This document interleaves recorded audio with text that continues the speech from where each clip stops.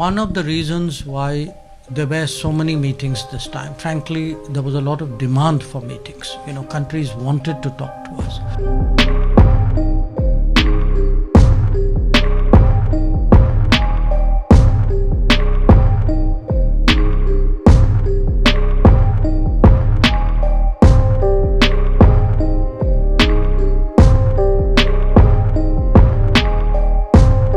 It's a difficult scenario, and what are the opportunities?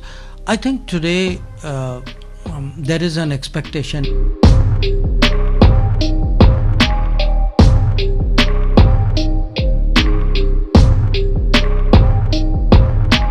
One of the reasons why there were so many meetings this time, frankly, there was a lot of demand for meetings. Countries wanted to talk to us.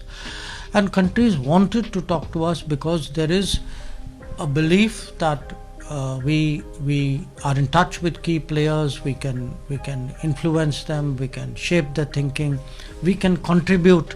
We are prepared sometimes to say things which many others cannot say, or reach out to countries and leaders in a way it may not be possible for everybody to do so.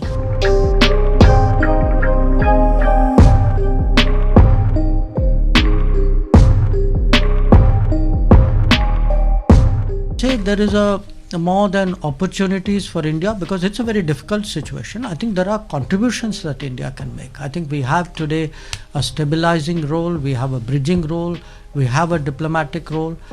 We have to really see in economic terms how can we contribute to the de-risking of the global economy. I think in political terms, how can we in some way help depolarize the world. I think those are really expectations that a lot of other countries, especially countries of the global south, have of us. Obviously we will try and do what we can, and we remain in touch with all the important countries of the world in that regard.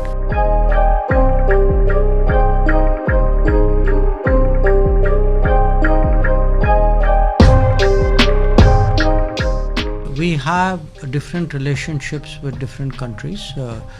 We think each one of those relationships has its own merit, its own logic, its own value. It's always been our effort to actually look at the global opportunities and make the best decision that we can for our security and for our defense procurements.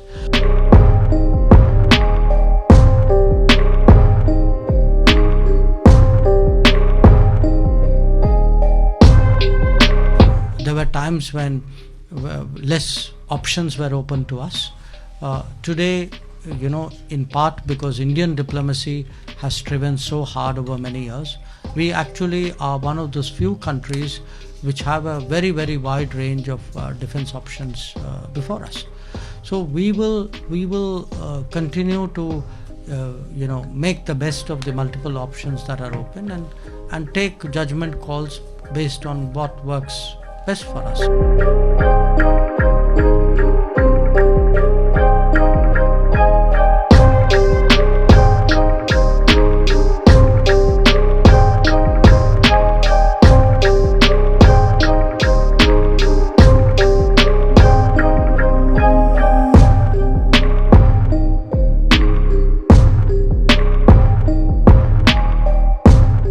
Today, if you look at the India-US relationship, it's not a narrow relationship only devoted to each other's gains.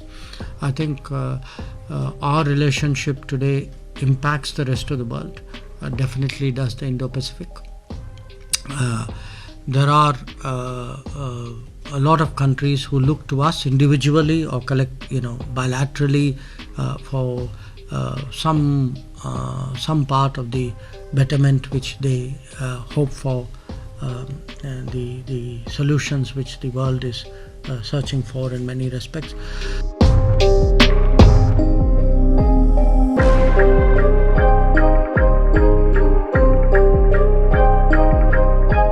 A bilateral, a very solid, positive, productive bilateral conversation but framed in the context of larger global challenges, where there's a high degree of convergence on how we look at those challenges. We may articulate it a little bit differently.